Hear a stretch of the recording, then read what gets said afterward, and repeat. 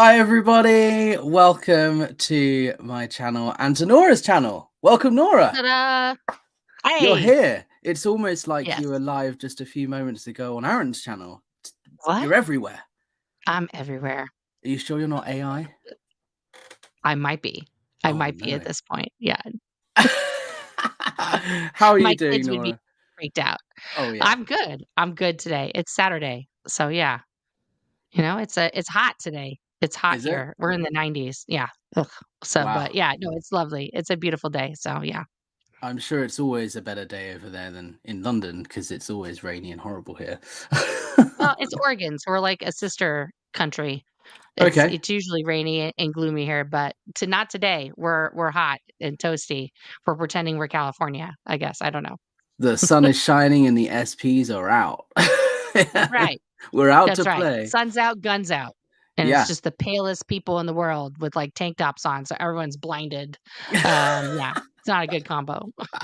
That's like me. I'm very ginger and very pale, very Scottish heritage, and It's, I do not do yeah. well in the sun. No, there's a lot of your twins here just roaming around, Oh, I bet. whites with yeah. Yeah, it's very I bright. bet.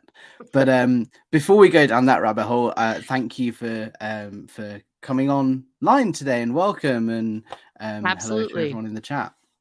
I thought it would be good to bring you on because obviously I dropped the documentary I've been working on Yes, thank you. earlier in the week, and then I dropped the interview in full that I did with you the other day. So I thought let's get you on for a Q&A. So anyone who wants to ask questions, throw them in the chat and we'll go through them. But And I firstly, do thank you for taking apologize for the part. light in my eyes. I was just got my brand new light. I was so excited about it, and I did not know where to place it at the time. So I apologies, everyone, I for the thought it light was in my fine. eyes. I didn't notice it until It someone looked like I mentioned was it on to a me. spaceship or something. Aliens Well, had abducted me. But appropriate. yes, sure, yes, yes. But thank you for taking part in it. And just a bit of backstory for those of you who haven't seen, I released this documentary called The Second Dynamic, and it's all about Scientology's track record on LGBTQ plus rights and trying to tell a story that maybe hasn't had much attention on it. And so I interviewed Kate Bornstein and Claire Headley, Aaron Smith Yes. Evan, and yourself. You were actually the key main part focus of the Oh, video. So thank you for doing that. I appreciate that. No, it was I thought you did a really good job. I really appreciate you putting in all that time and effort. It was very, very well done. Kate is just I love her so I love, such a pioneer on so many, not just Scientologically, speaking out against the cult and everything they've done on that for the past, 40 years, but in gender, for the trans community, for the LGBTQIA community, but just, as a human being, Kate is just, you know, just Yeah. amazing sauce. So, I yeah. was when I first came up with the idea of doing this, the documentary, I was like, okay, I need to get Kate on. Like, that is the one person I really want to speak to. And it was hard. I did a lot of work. I mean, I've been He's very working on this busy. for several months. Yeah, and also just someone that I've never spoken to or met or anything. So with your help, with a couple other people's help, I was able to secure an interview. And we talked before we recorded quite a lot about not just Scientology, but the whole idea of, binary choices and gender. And Mhm. it was honestly, Kate is one of the most loveliest and intelligent Yeah. and kindest people I've ever spoken to.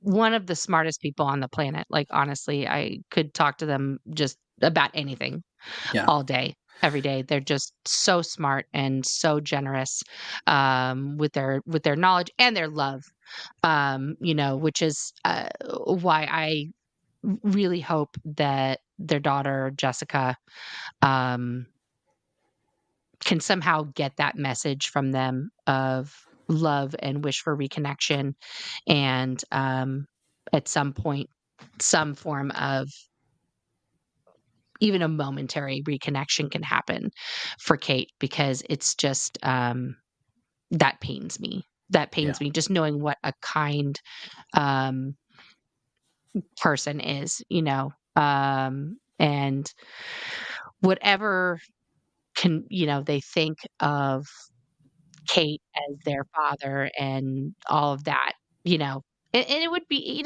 understandably, um, having to process all that as a person, um, it's it's a journey, you know, as a parent of a child who's non-binary and has decided to change their name and all these other things. I understand that journey. It is difficult on the opposite end, right? Um, I've had painful conversations with my kid about that. Even as like the gay, and I'm like waving the flag and all these things. We have arguments about things like that I'm not, cool. I'm sorry, I'm just a boring old cisgendered lesbian. I'm just lame.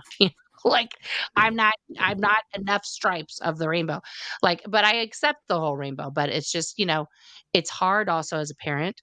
Um, to have, and we had the discussion, like, I spent a lot of time when I was growing you in my uterus to come up with this name that I wanted for you and that I gave to you and it was important to me. And now you're just putting it in the trash like it's, you wiped your butt with it and threw it away.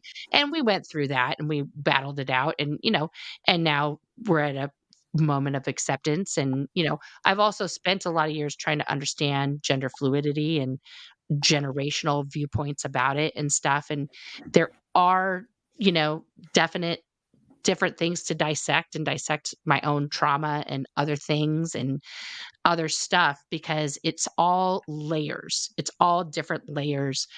And this generation, has advantages that, like Kate talks about it too, like that, Kate didn't walk into that with like, you know, there was no things that just were like, okay, here's all the stuff.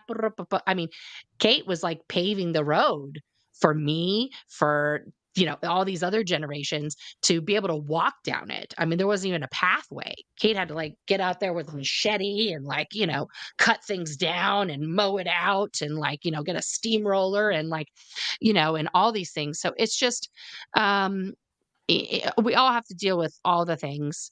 Unfortunately, for me personally, my own personal biases come loaded with the cult and additionally educational, it's like a multi-layer labyrinth of crap. And, I fortunately have a decent head on my shoulders at this point to be able to work through that stuff, but for Kate's, daughter, she's still deep in the cult and the cult is evil in terms of what it thinks of the gay in particular, which it holds as its highest form of evil. Um, and that is evidenced by what they did in support of Danny Masterson during his trial.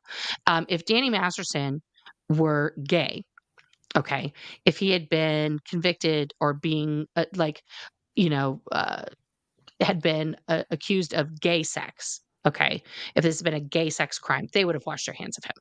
They would have like thrown him out. The only reason people say, "Well, what about John Travolta?" Blah blah blah blah blah. Is because John Travolta is one of the biggest names they've had for the last 30 plus years, right? So they have to keep him around, and he's been a loyalist the entire time. He's never wavered for 1 minute on Scientology. He's never said one bad thing about Scientology. Um, and at every time he's been commanded to do it, he has cut anyone out of his life who hasn't towed the line. Even people who did nothing but prove to him how loyal they were to him and how much they had his back, a la Spanky Taylor, and things like that, right? So they know that ultimately they have absolute control over him, no matter what, which is why they will continue to manipulate him until the end of time. But they know what they know about him in terms of that.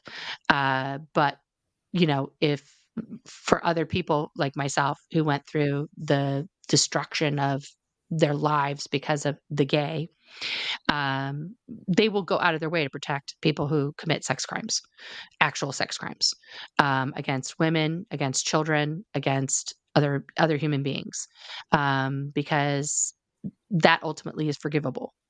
You just audit it out and then move on.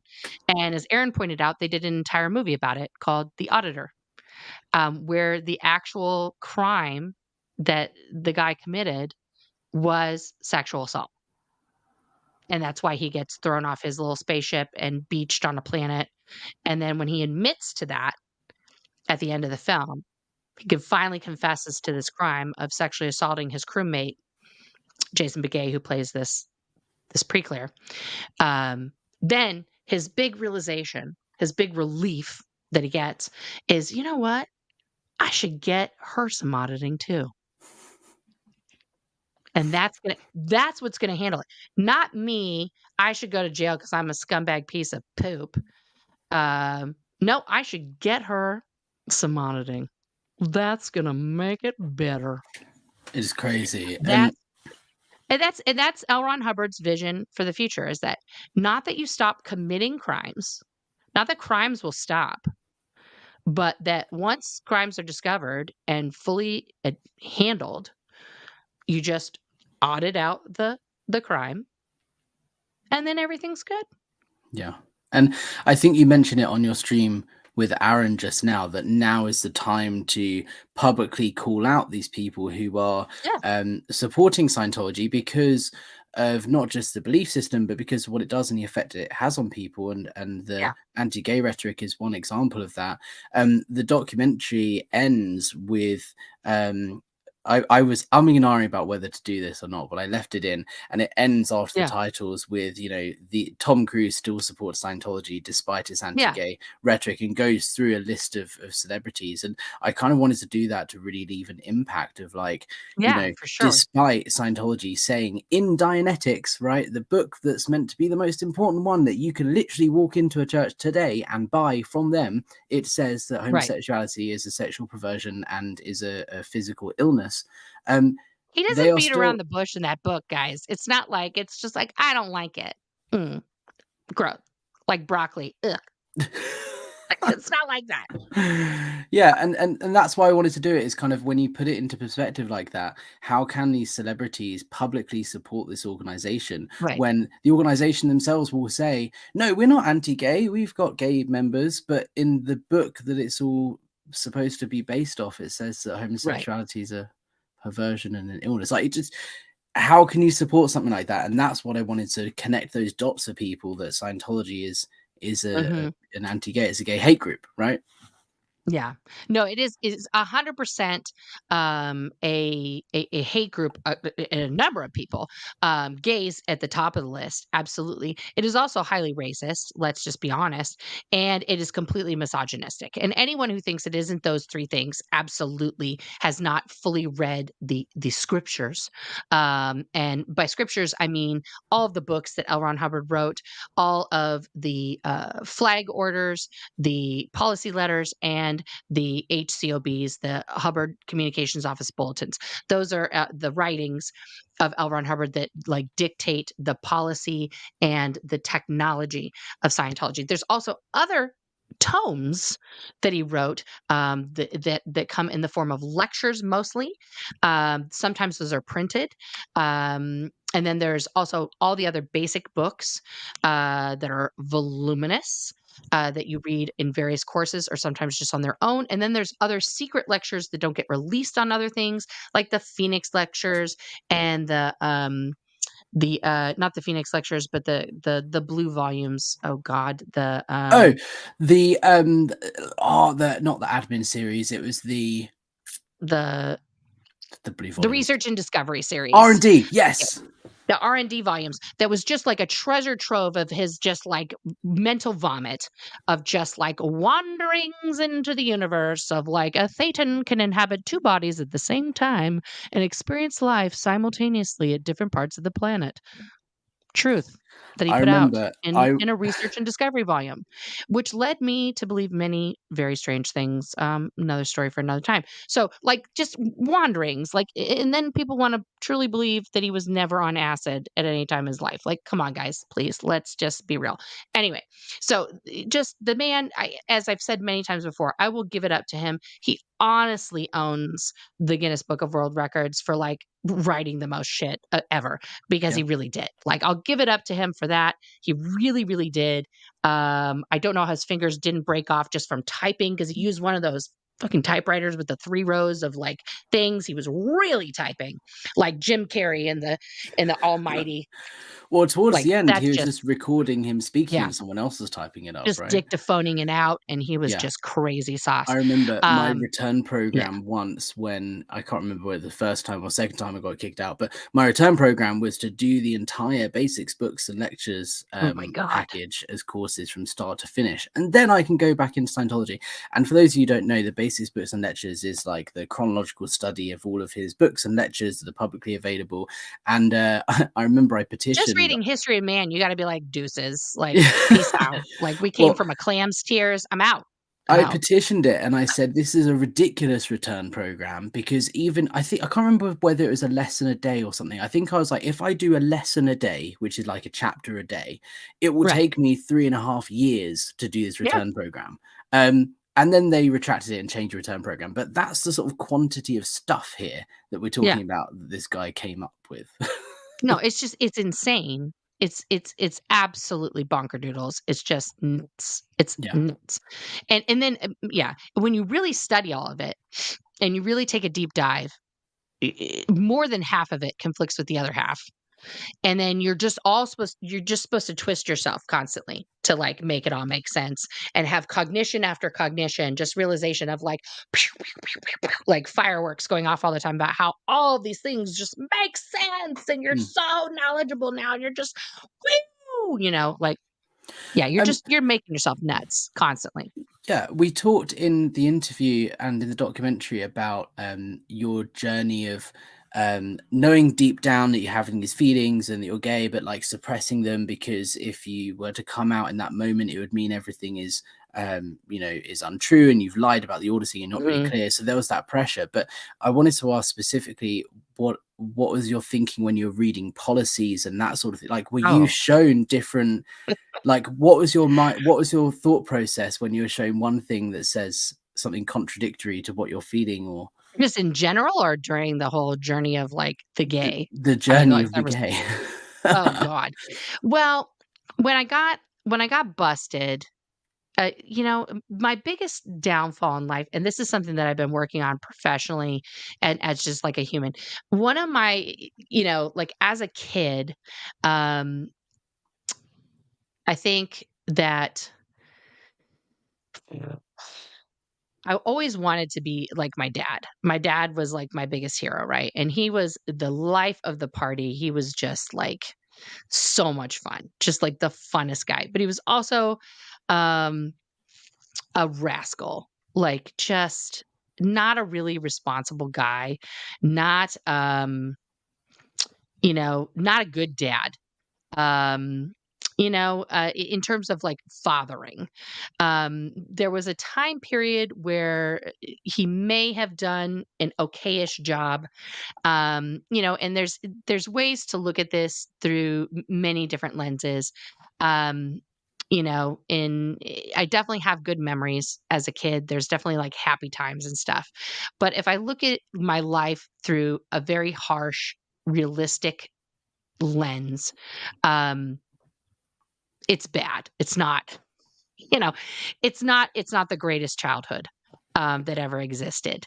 And it's hard to, you know, have these conversations with my mom, especially because it's like really, um, she doesn't enjoy it. And I think that's hard, to have any like, um, you know, uh, conversation like that with your parent. I mean, my dad's passed. I can't have these like, one-on-one combos with him. So a lot of it is also, memory, and, the human memory can be faulty. Okay. Like, I will grant myself, um, you know, remembering this through a child's eye and stuff as well. However, there are things that I remember very clearly. My dad was an alcoholic. He suffered PTSD from Vietnam. And then when he came back from Vietnam, he got recruited into the cult by his childhood best friend, who had discovered Scientology in Northern California. Um, and was very enthusiastic about it. Was like, dude, this is the jam. We got to do this together. And my dad was like, what's it about? It was like, yeah, it's going to free your mind. It's like great. It was like the hippie time. It was like 1970, ish. And my dad was like, sounds great. Let's do it.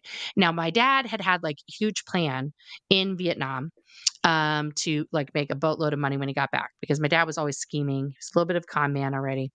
And he had been sending himself pot in hollowed out books in like boxes that he was sending home. This was his grand scheme. He was going to like make all This this is not money where I when he thought got this home. story was going to go. Oh no. So his older sister was like, what the fuck is he doing? He doesn't read all these books. He's not a reader. Something's up. So she opened up all these books that he was sending himself and was like, oh, jackpot. And smoked all the pot before he got home. So totally blew his like totally literally blew his plans. And so he had to come up with something else. So he got into Scientology and was like, hey, this is groovy. There's hot chicks here. And people think I'm groovy. And so he got trained as an auditor, and he was like, hey, Rico Suaveing it up. The chicks were like, Consova is like hot beans. And he was like the hottest guy on campus. And he was pulling down all the ladies, and he was like Mr. Auditor guy, finger guns and everything. And he was living up. Now his best friend who got him in, Denny, they both grew up like in the Seventh-day Adventist church. And his then wife, who was the sister of his brother's wife, okay, this is like how tight that little community is, was like, oh, not today, Satan, and pulled his ass back out and back into the Seventh-day Adventist church.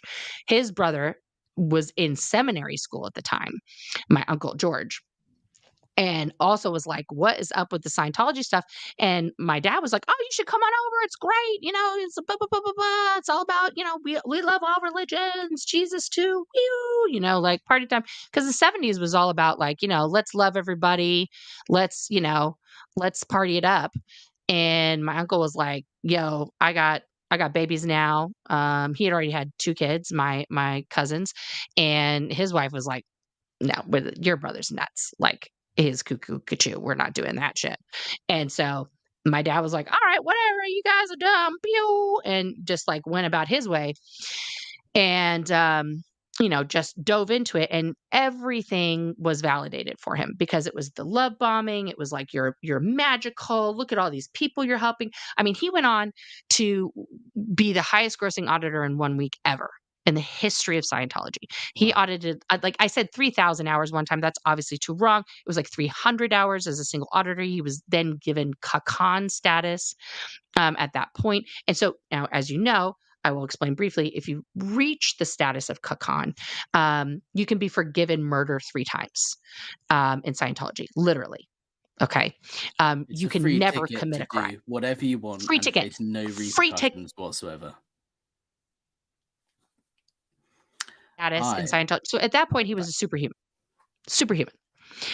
He was involved in Operation Snow White. He was never an official GO person. My mom was. They met at that time, and my mom retells this story very jokingly. When he came on the scene, her boss was like, yelling at her, like, you like that Consova guy? And she's like, no, he's a pretty boy. He's stupid. I'm not interested. And he just kept like saying that to her. And finally one day she was like, maybe. And they went out on a date. He bought her a pack of cigarettes. The rest is history. Most romantic thing anyone could do in Scientology, buy you a pack of cigarettes, And then I came along. She left. They moved to picturesque Lodi, California. If anybody knows where that is, middle of nowhere. My sister was born. Straight over my head. It's a 1-horse, teeny tiny town in Central Cali. Right. My sister was born.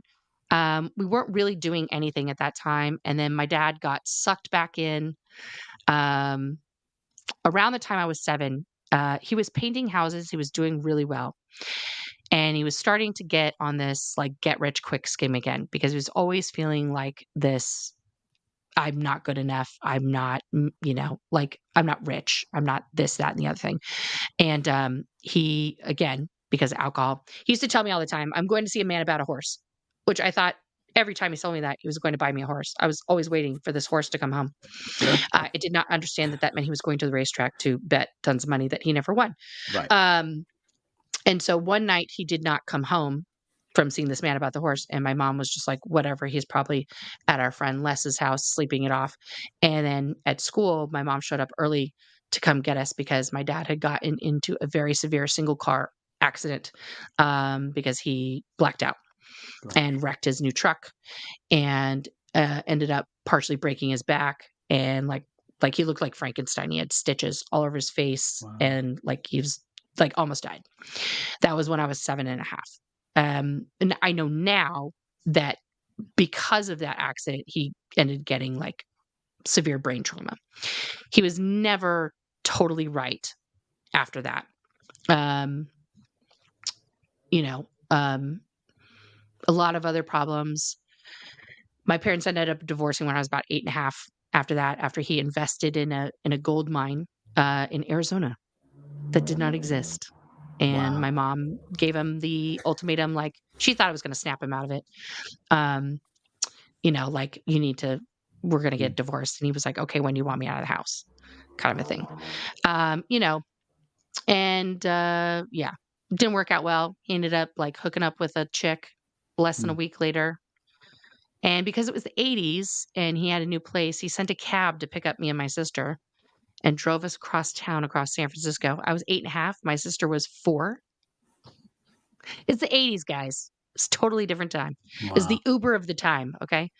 And, yeah, we went, to the new house, and there was this weird lady who knew my name, and, she proceeded to kiss my dad in front of us in a very, like, pornographic fashion, and so I did what Gosh. any responsible 8.5-year-old would do. I called my mother, and I told her exactly what happened. That did not go well. Wow. Yeah, my mom reached through the phone and, strangled him to death, in front of me. And yeah. So yeah, that was kind of my relationship with my dad. And then from then on, they got divorced and it was just, Mm. popping between houses every other weekend until my mom married my stepdad, who's a great guy, Harry.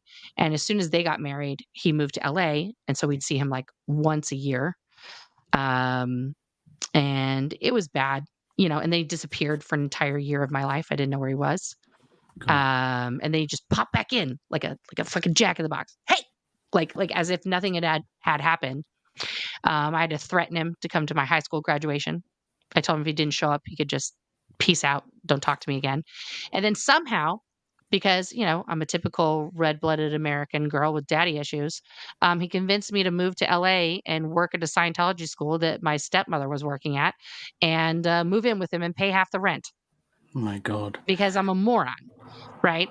And because he had pimped me out to these recruiters my whole life and all these other things, you know, uh, every time a recruitment session would come up, I knew it would make him happy. I knew, um,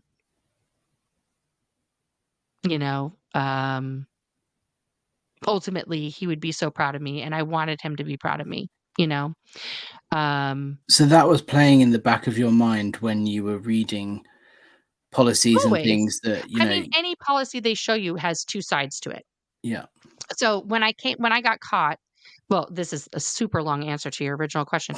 So it's okay. Take part all of the my time you need. downfall is like, well, because my dad was such a con artist, I was always trying to be more honest than him, Mhm. right? Um, which is hard. And so I'm always telling on myself, right? I'm always like outing myself for things when I'm learning to say less about things, even though I just gave you like an hour and a half answer to a 1-second question. It's Um, fine. That's what we're here for. but yeah, but um, you know, he never told the truth about anything. He never, I don't think, and that's probably what killed him more than the heart attack. If he had really just been honest with his family, with me, with my mom, with everybody about things, he'd probably still be here, you know.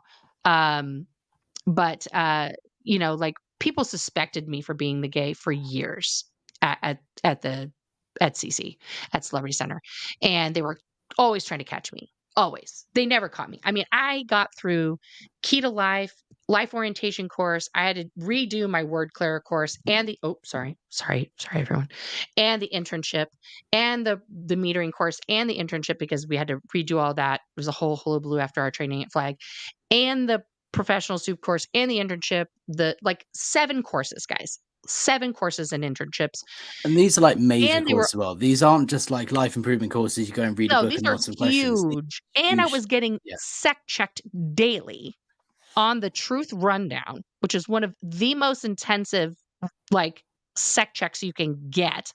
It never came up for 2 years.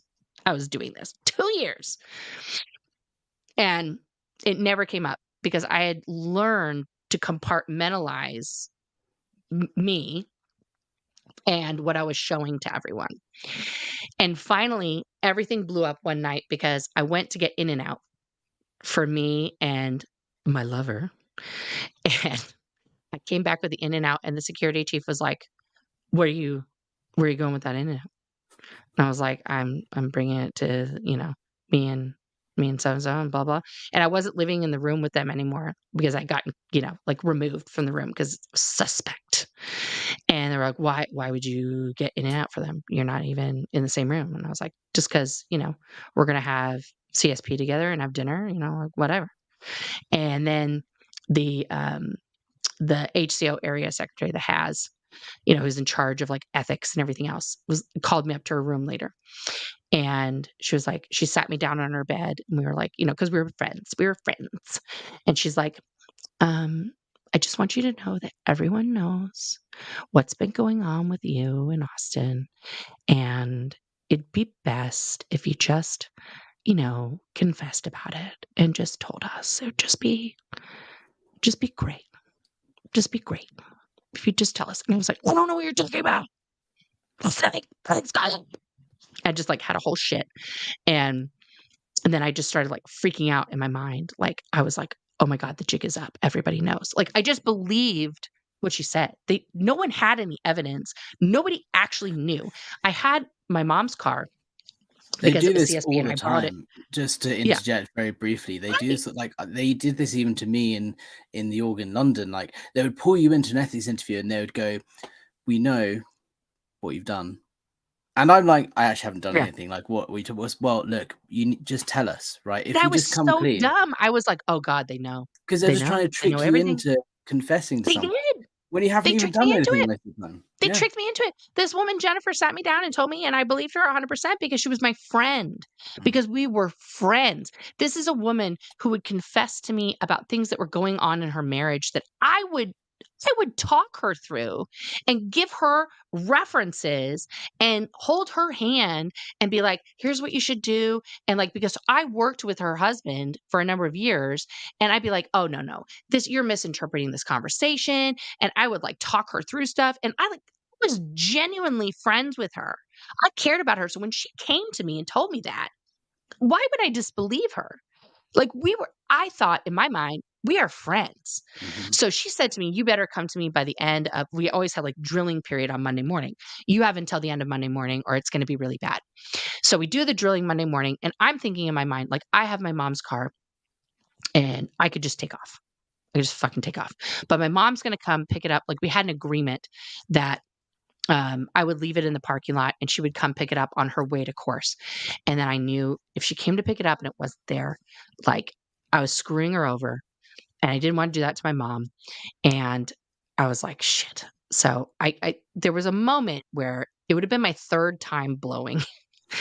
And I just was like, I can't do it to my mom again. I'm just going to have to own up to it. Like, this is it. I'm going to put on my big girl panties and I'm going to just own up to it. So we're walking back inside and she's not saying anything to me.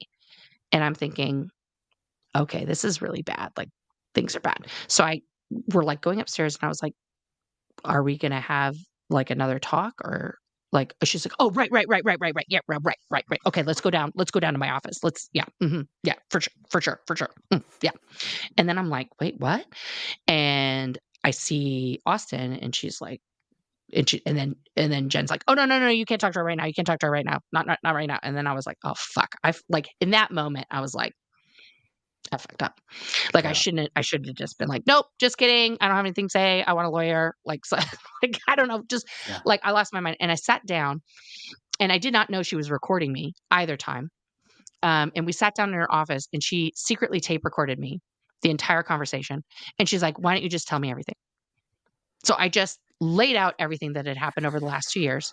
Then I go from this secretly tape recorded conversation, which is illegal in the state of California. It's a two-party consent state, to the session with my regularly scheduled auditor, Shyla Farmer, who just sits down in front of me with the most furious face I've ever seen on another human being, besides the one I get when I'm furious with my children. And she just like throws the cans at me and just says, "I'm not auditing you." Wow. And then I was like, are you gonna No, are you asking me questions today? Are we just do you want me but- just talking? Like, do you want me just to say stuff? What's happening? Why don't you just tell me? Why don't you just tell me?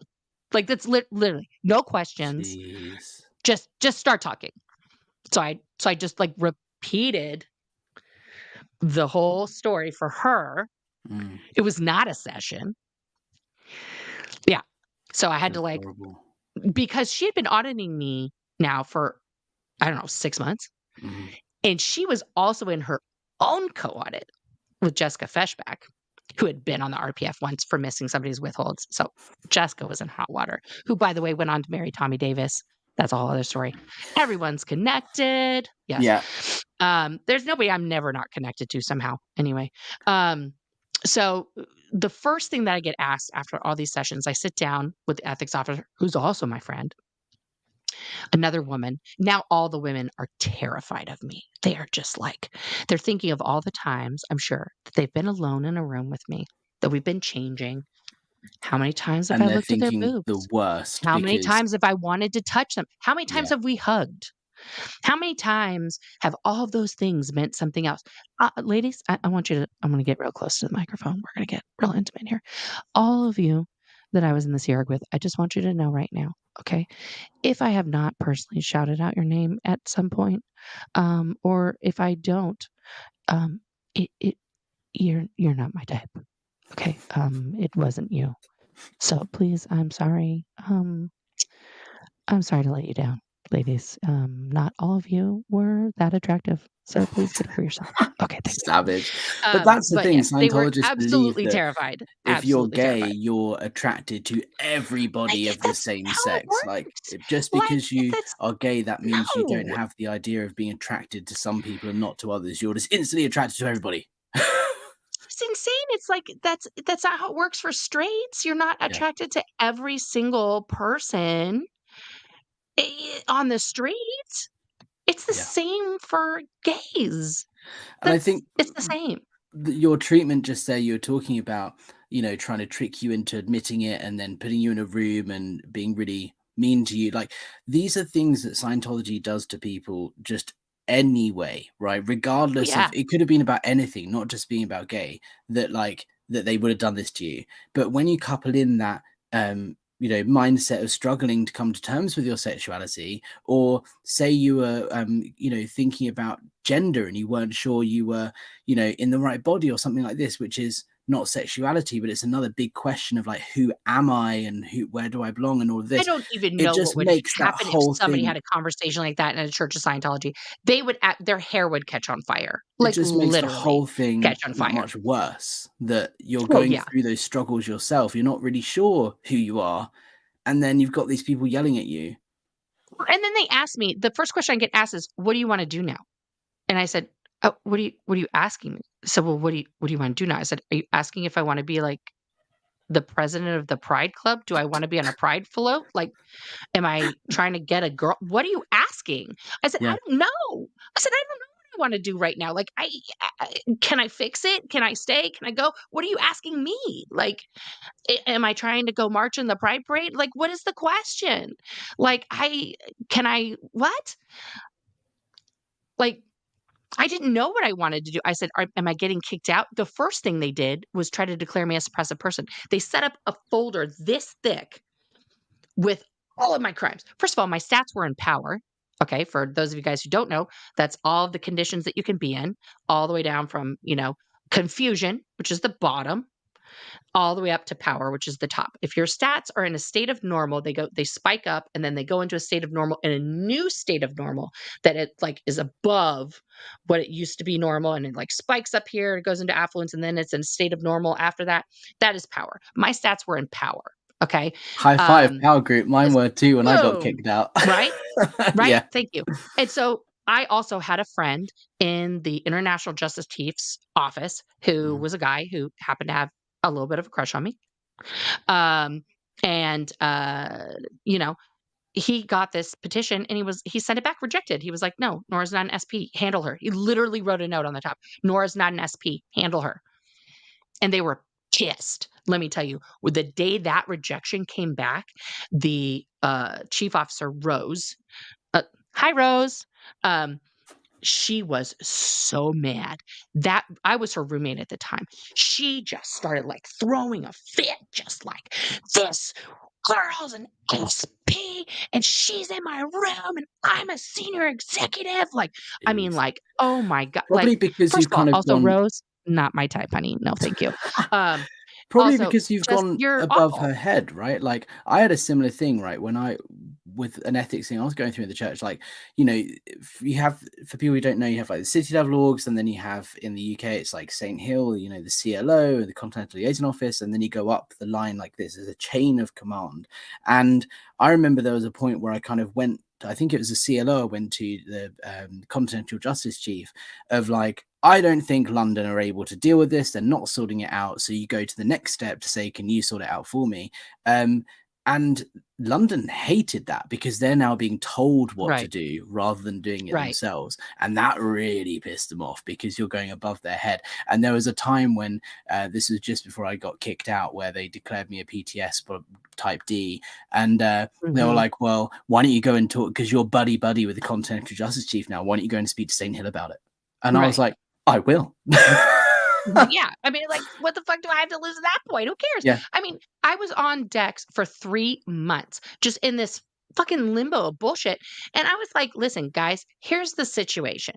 Either you're kicking me out and you're letting me go. Fine. Let me go. Who fucking cares? Okay. Or you're sending me the RPF. Great. Send me to the RPF. But what is the deal? I'm just sitting here doing nothing. Like, I'm just sitting here doing nothing. Like, this is BS. Like, either kick me out, I'm gone, bye, deuces, bye, Felicia, peace out, who cares? Or put me on the RPF. Either way, get me the fuck out of here. But then when I got to the RPF, like, then let's go back to the references. So they want to show me, they kept showing me the Freedom Congress, and they wanted me to listen to this one lecture. I wish I could remember the name of the lecture on the Freedom Congress. But in the lecture in I particular, was trying to dig it out when you talked about this in the interview, but yeah, I couldn't find it because online. Elron, yeah, it's like if you're looking at the tape cassettes, I can It said like remember bottom in left, the one right? I looked at, when you open it up, it's like on the bottom. If it's like you open it up, it's on the right hand side. It's like on the bottom left hand corner of the right hand side, if I remember correctly. But I If can't. anyone in It'll chat come has to me. got the Freedom Congress tapes, Yeah, please I'll try email and me or remember. Nora and we'll try and But the figure it quote out. is something like, "You go down the line and you're a man over and over and over and over again, and one day you're run through with a sword, and you wake up and you're a woman. What are you supposed to do? Learn to sew?" Right? And so he makes the joke in this lecture that you can experience the, different genders from lifetime to lifetime, right? And that you will have to adapt uh being a different gender, right? Because you will inhabit different bodies, and that can be a cause. In this lecture, he touches just for a moment that may be a cause for same-sex attraction, and that may be why it explains it, but then he flips the switch and is like, "You know what? You're just gonna have to do what's normal when you're in the other body, because even if you've been a man 3,000,000 times, okay, when you're in the lady body, you just gotta do what ladies do. You just gotta suck it up, buttercup, and I always just thought be a lady." I talked to Kate Bornstein about this. I can't remember if it was caught on tape or not. For those of you interested, I'm going to be releasing the interview with Kate in full too, in due course. But we talked about the whole idea of a thetan, like not having a A gender or a gender. sex or Right, whatever, like, you know. And I always thought this was an interesting one. If like if you're meant to be this immortal spiritual being that's not affected by the physical universe or the messed universe, as we called it in right. Scientology, like, well, why are you as a thetan being influenced by your messed body, right? If you are a male or a female and that's like, surely that kind of goes against Aaron Hubbard's thing of like, you know, you're a spiritual being that's not affected by the messed role because you're in control of the messed universe. Like, well, I mean, how can a I body have so much impact on who you're attracted I to and all don't of know. this? Like, well, Oh, you know, it doesn't make any sense. That's the answer, it but doesn't, but I mean, everybody can do whatever analogies they want. I mean, I just, people know what they like, people know what they want. And it's, people used to joke and say, like, your body's your car, like people like to use the car analogy for the body. You got to put the right fuel in it, you got to do the right things, you got to change the tires. But let's be honest, when you get in a sports car, okay, that is fine tuned, it's got a sexy engine, it's got plush seats, it's got that nice, steering wheel, it's got, the gears are well oiled. That's a sexy car to drive, okay? When it feels good. When you sit in a car that's like, this is my jam. It's got some tunes, the stereo's nice. You're like, "Yes." And then you get in like the shitty airport economy car that's your rental, that like somebody had like weird BO and like they oh, didn't quite wash it out, and you're like, "Okay, it drives. yeah. It's it it'll get me there, and I'm just using it for the weekend."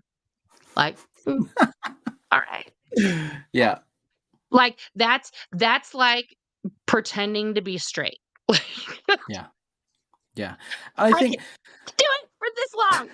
this is one thing I wanted to highlight in the documentary as well, as like, why does it, like, it doesn't matter who you're attracted to or what gender you are or how you Right. identify as who you are, like, it doesn't matter. And we live in this world where for some reason we all have to understand what other people are doing and fall into categories. And, you know, I just wanted to get that point across of like, firstly, it doesn't matter and it shouldn't matter who you are, who you identify with, or who you even are attracted to. This is going to be a bit of a tangent, but question for you.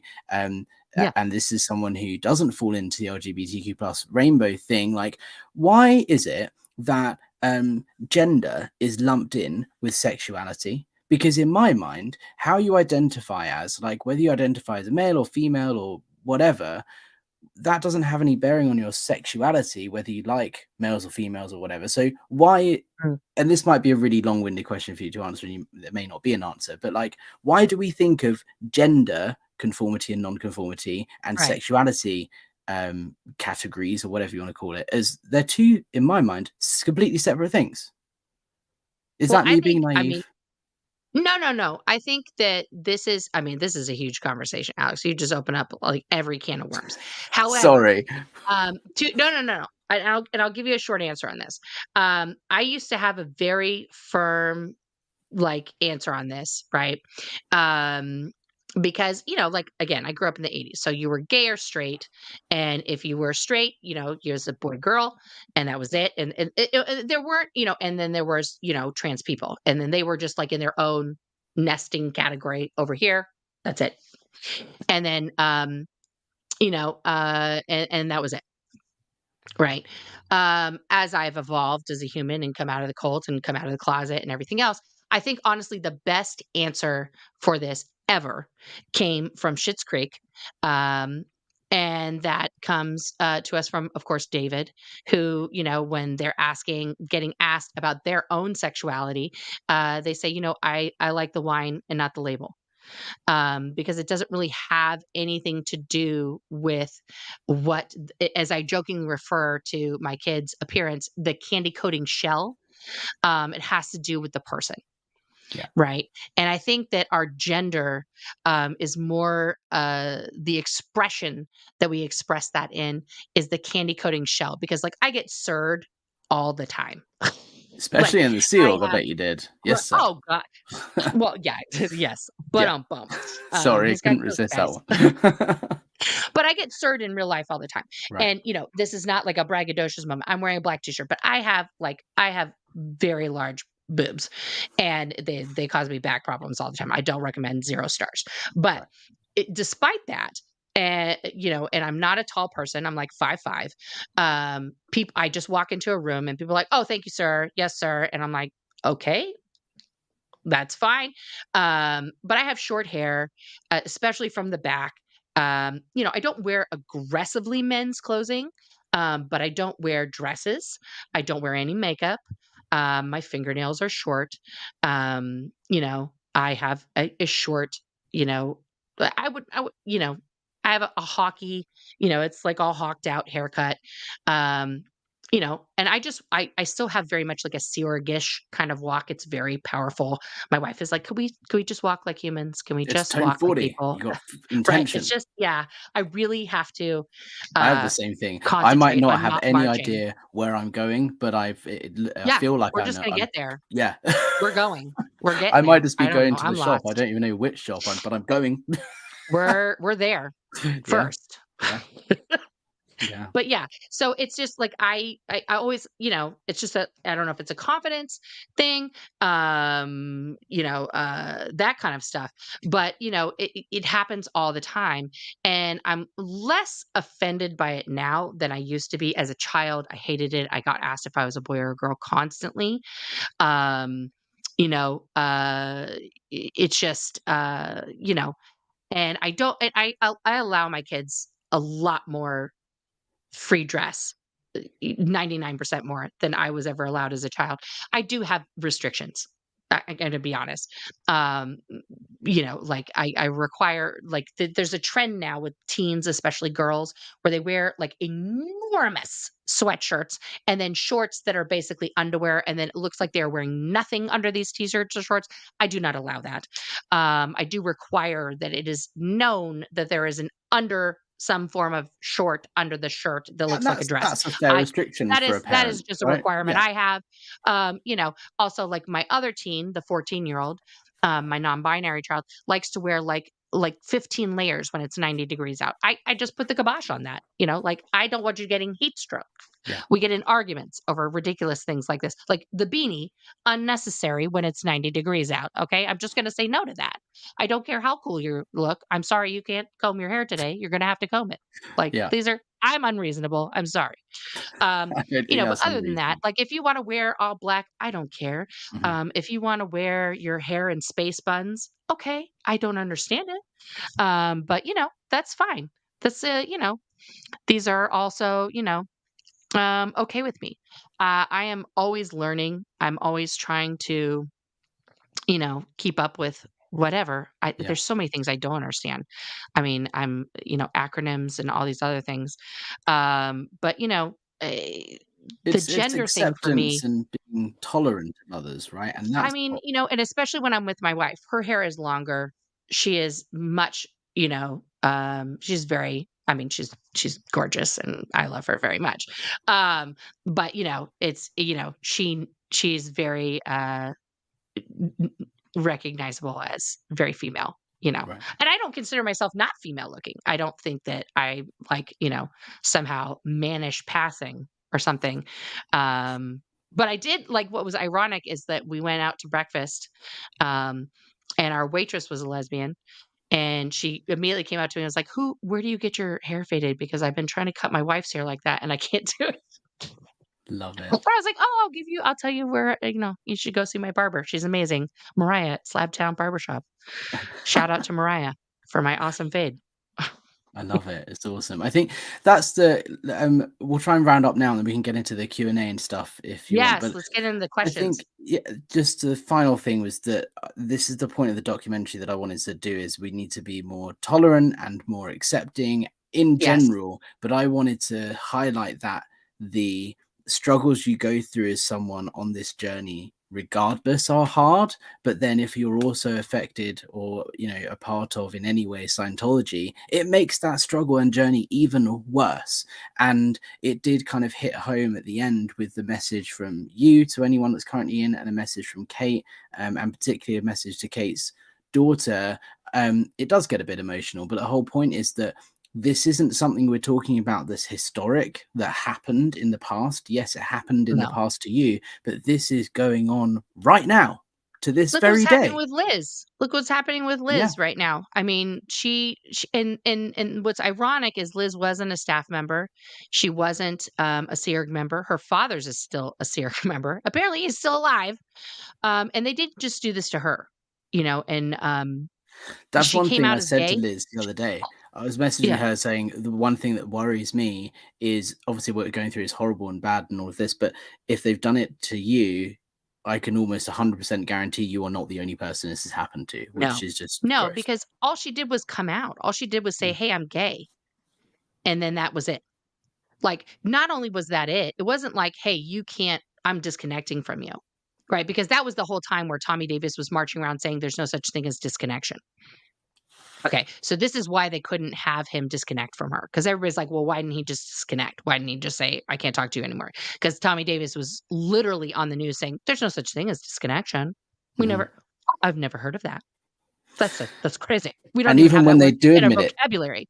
even Yeah. when they do So, admit it, the words are really careful. And I'm yeah, I'm guilty of this. I used to do this when I was in Scientology. Do you disconnect families? No, we never no, force disconnection, because no one never. ever says you have to do this, because there's always an option. They say, Yeah, well, it's your choice to disconnect.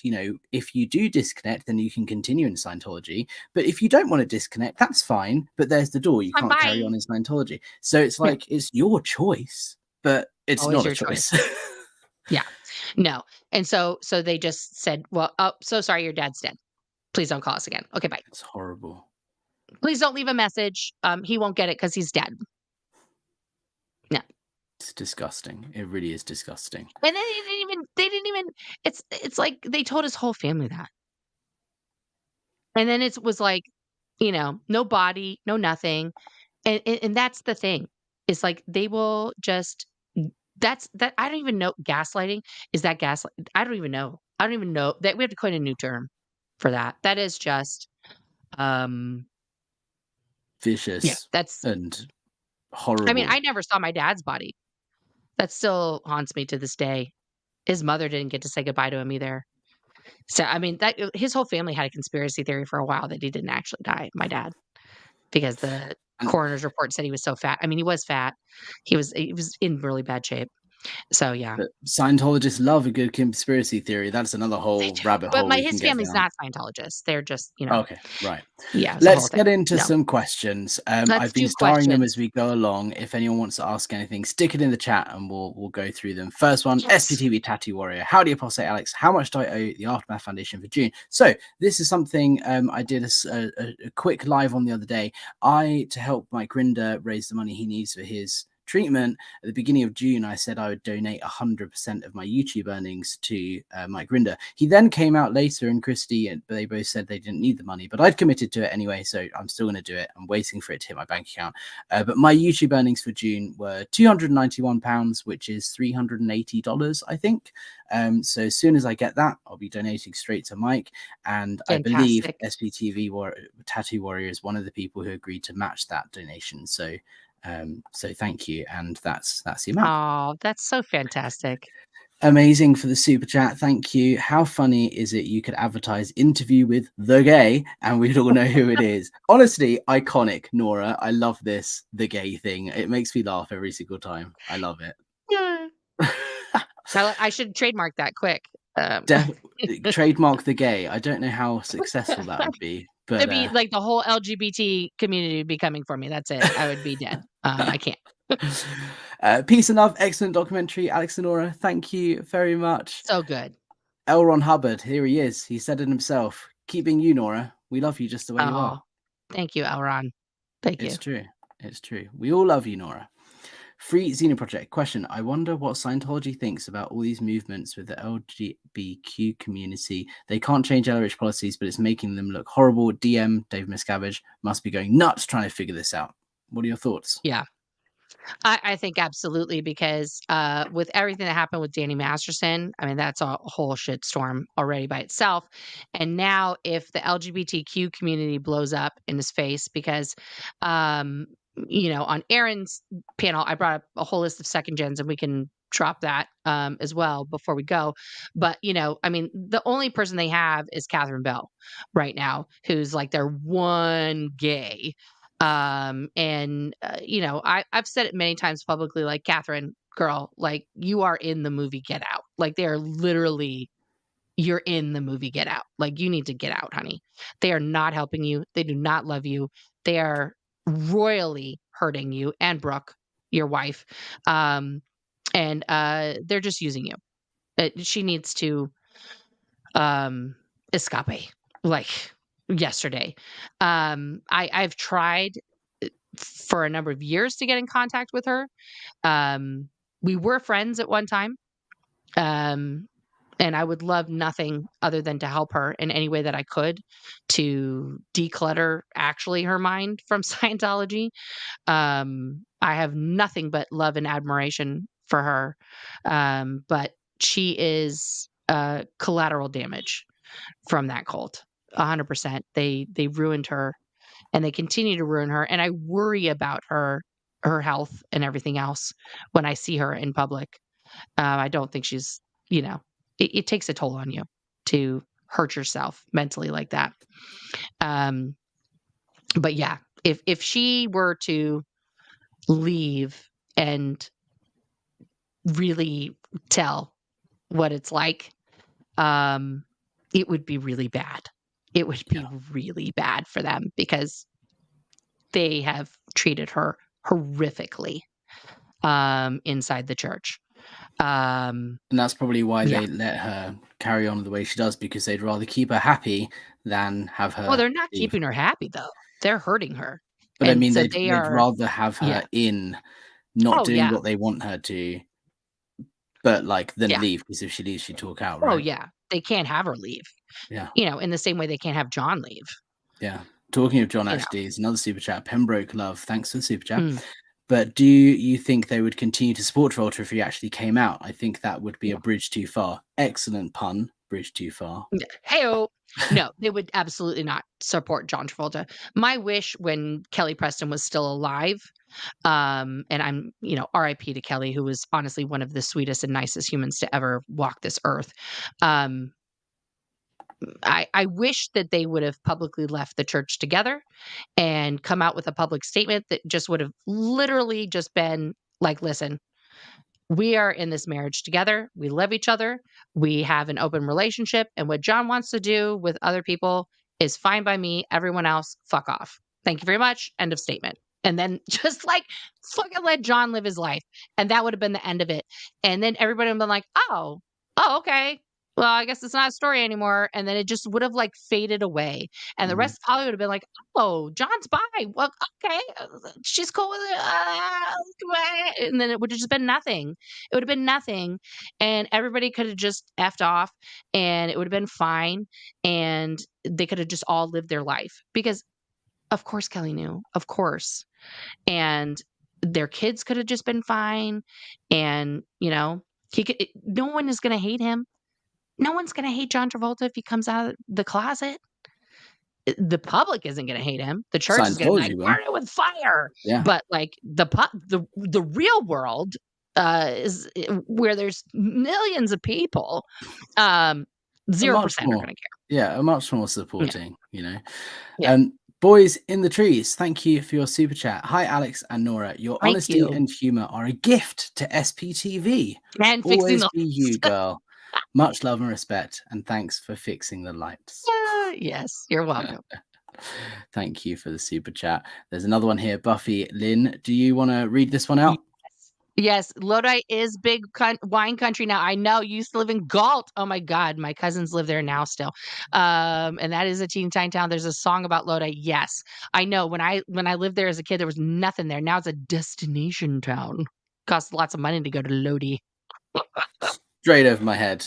Yeah, Zero if you, reality. it's a cute little On the- town now. It's part of wine country in California now. It's very fancy. Oh, lovely. Posh, posh. Dave Bowen, thank you for super chat. We're not going to get political here, but you paid for it, so we're going to read it out. I'm a Hey, moderate conservative who votes Trump, and I just love Nora. We aren't what the news says we are. Nora hey, is truly good Dave, people. I love you back, man. Thank you so much. Thank you. We I love appreciate everyone it. that loves Nora. So there we go. Petrazzi20, thank you for the super chat. Nora, do you want to read this one out? Nora, I love to hear your experiences. You have a beautiful smile. Also, thank you. And Alex, you're great too. Great duo. Thank you. I love it. This is fantastic. There's another one here, Swedish Lena. I just love you two together. The chemistry between the two of you showed in your excellent documentary. Oh, Thank you. I'm glad that came across. I'm one of Nora's biggest fans. I'm not going to lie. thank you, Fanging. Alex. Oh my God. Do you remember?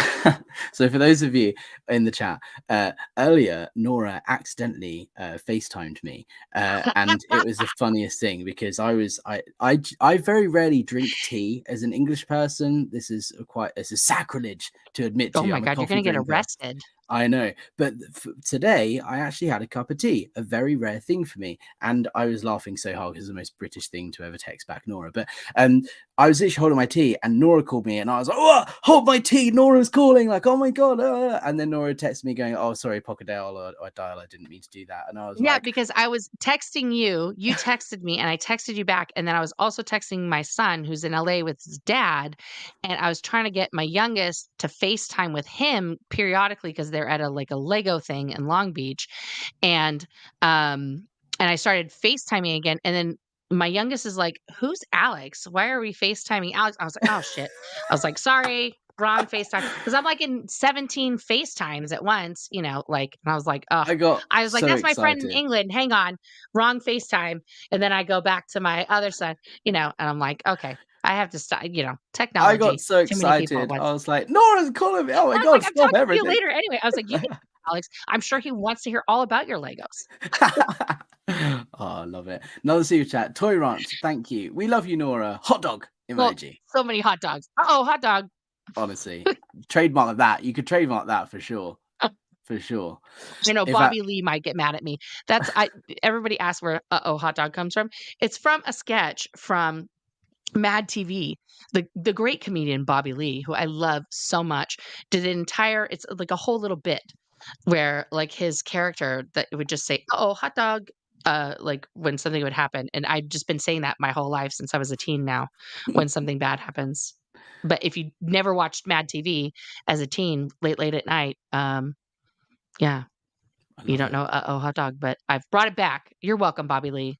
I love it. I'm gonna need to go and watch this, and I'm gonna think of you whenever I hear Yeah, a just hot look dog. up "uh-oh, hot dog" on YouTube. I mean, I'm I'm probably there. the first thing that comes up now because 'cause I've said it so many times, but yeah, Mad TV was great.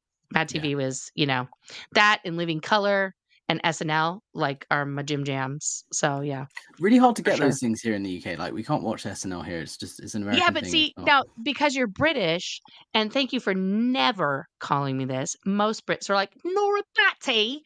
Oh, thank you so much. I love you, Nora Batty. Oh, you're wonderful. Oh, do you know about Nora Batty? Have you heard of Nora Batty?" I'm like, "Yes, I know of yes, thank you. I know Nora Batty. Yes." "Oh, I love Nora Batty. She's the best. Nora Batty." Yeah. Your Scottish accent on Aaron's stream the other week was hilarious, by the way. I actually clipped it because I thought it was so funny. You perfected the Scottish accent better than me. And my grandfather was Scottish. I was Scottish heritage and I can't do a Scottish accent, but you nailed it. I have Scottish heritage, Do but you? this Maybe we're I tell you, related. when you end up sitting, we could be related. There's not that many Scots out there. But when you sit next to all these guys, when you're training at Flag, you just talk to them all day.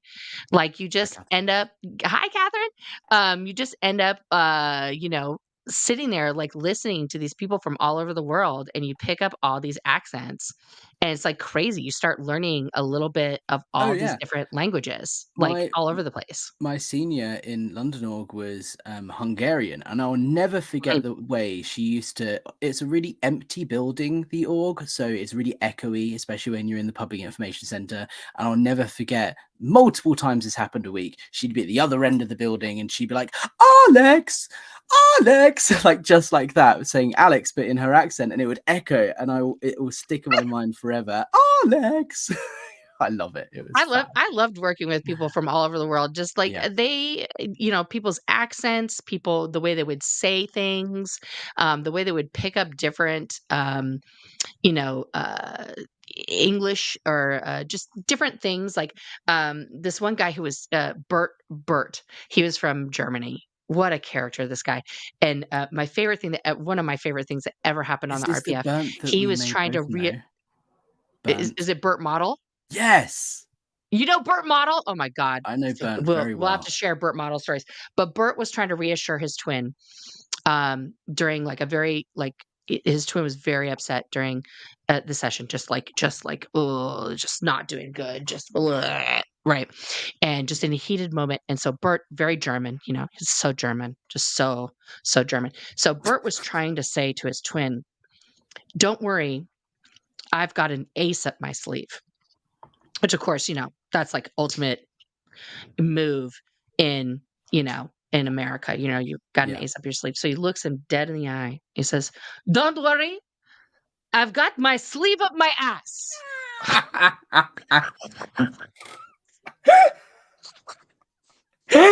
Like, so confident, like, and so his twin, who was like, this just goes like, yes, That's my sleeve is hilarious. up my ass. We're going to be fine. I can imagine Burnt saying that as well. You know, Burnt, again, it's another rabbit hole. We should talk about this another time, but Burnt It tried to just recover like me. loses it, and then Bert's like, "This is not funny. I'm going to save it." Like, starts laughing, and his twin's just Oh, laughing and laughing. The session, of course, is over because he couldn't stop laughing. yeah. And I was just like, and Bert was like, "What? I don't understand." Like, lost total control. They had to go to the examiner and the whole thing. And then he gets like a cram, you know, because he fucked it up.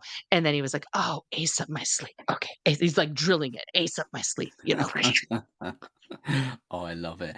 Yeah, we should talk about I've Burnt got my another sleeve time. up my He ass. he tried to recover me, and he actually helped me get back on staff after I got kicked out the Bert? first time. I know Burnt very well. Let's talk about it off stream. Let's Bert let's model. crack on. Studio, do public Scientologists know John Travolta isn't straight? I would probably say We're not no. allowed to talk about Bruno. Yeah. No, exactly. Yeah. You don't say Boys, anything negative about celebrities. Let's put it that no, way. that's like No. basically a suppressive act. Boys in the Trees, she is truly honest and just herself always. I love the humor she brings to such a hard subject. That's what I love about you as well, Nora, is you Thank always you. make us smile, even though it's a tough topic sometimes. Okay, last two. Tassie Devil, can't wait for the long form Nora, the director's cut from Alex. All the Nora footage didn't make a compilation. It's That there. is available. You can go and watch it on my channel. So go Please and check check it. that out.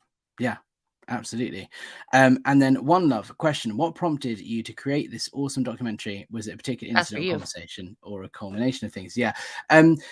A culmination of things. I mean, I was inspired to start talking about this topic, and I had a friend who was pretty upset by what was going on in Florida, anti-trans movement and this sort of thing. And I was like, what can I do to bring more light and attention to this? And I thought, well, that maybe a starting place is using my YouTube channel as a platform to do that. So I thought, let's do a documentary on Scientology's anti-gay rhetoric, because people don't connect the dots. They don't realize it's an anti-gay, it's a hate group, right? And that's what I wanted to do. And someone actually asked, how long did it take you to make a documentary? Fucking a lifetime. I started this project maybe 3 months ago, so hundreds of hours. So I hope it came across okay. But No, I know. I remember when we did the interview a while ago, I was like, "Oh, I guess Alex is doing something else." Like, I didn't realize it was turning into like this whole thing. But I mean, it's amazing. It's truly thanks. amazing what you put out. I'm really, really I'm really blown away with how Thank you. everything turned out, and I'm so grateful that it's out there and just to be a part of it. It's just, it's really fantastic. So, Thank you. And thank you for yeah. sharing your story and being honest. And, I think it's hard to talk about these things sometimes, but it needs to be done to really hit home. And a lot of people have said that they got emotional at the end of the video. And I don't like Oh, making yeah. people cry. I really don't want to do that. But it's almost a There's good no thing way to because not it's to. I like mean, it hate it just means it's stares hit into your home. soul, Yeah, you it's know? if yeah, I don't want to make people cry, but at least it means that it's had an effect on you, and maybe hopefully that will Mhm. inspire you to maybe not just sit there and go, "Oh, that was a great documentary. Scientology's anti-gay. All right, now I'm going to watch a video about how to make pasta or something." Hopefully it makes people think I've got to do something about it. And Yeah.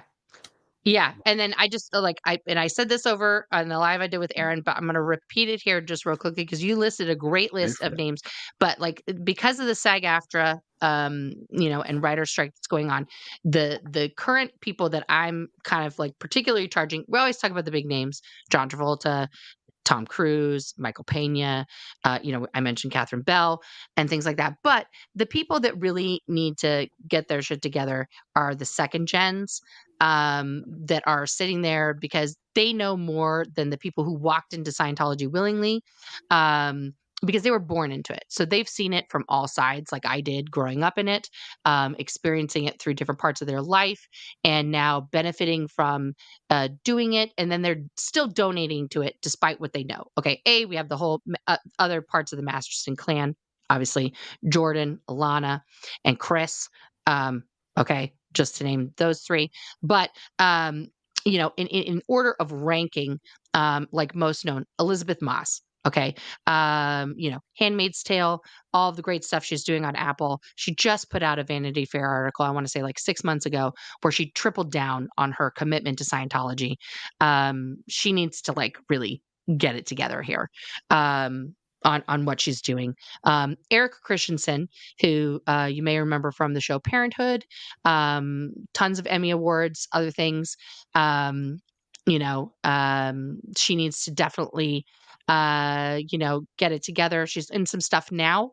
She in all of this, and I said the disclaimer before, it's not a commentary on their acting or anything else. Okay. Most of these people I think are fantastic actors, and they have a great body of work, and they really, really, really need to um, get it together and start confronting, as Scientology would like to say, what they are supporting and what they are a part of, and really think about that Yeah. and really put their money where their mouth is. Because as I pointed out before, people from that '70s show are going to lose those sweet, sweet residuals that people like to retire on. And their former castmates may want to think about their association with somebody who is also connected to Danny Masterson. All these people are connected to Danny Masterson, by the way, Yeah. very intimately. And anybody who's connected to him right now is like kryptonite. Okay. Okay.